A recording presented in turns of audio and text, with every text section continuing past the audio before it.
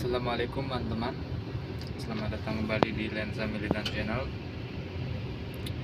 Hari ini ada pengerjaan galian platform Gabion ya.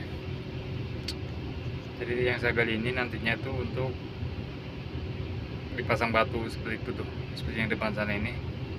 Nah, pasang batu seperti ini. Dan fungsinya itu untuk menahan tanah ya. Jadi ini kan nanti yang di atas ini diuruk nih. Ini kan nanti uruknya masih naik lagi dari yang atas ini. Nah, itu untuk menahan tanah itu supaya enggak longsor ya. Ini masih dekat rumah warga juga di sebelah sininya nih. Nah, di sebelah luarnya ini kampung nih. Di kampung ini. Nah, itu ada mbah-mbah lagi nonton itu.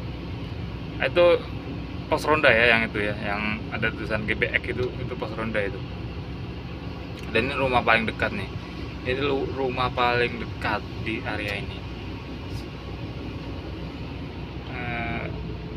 Dan saya sampaikan permohonan maaf untuk warga di sekitar sini jika ada yang melihat video ini ya, karena mungkin terganggu dengan adanya pekerjaan ini.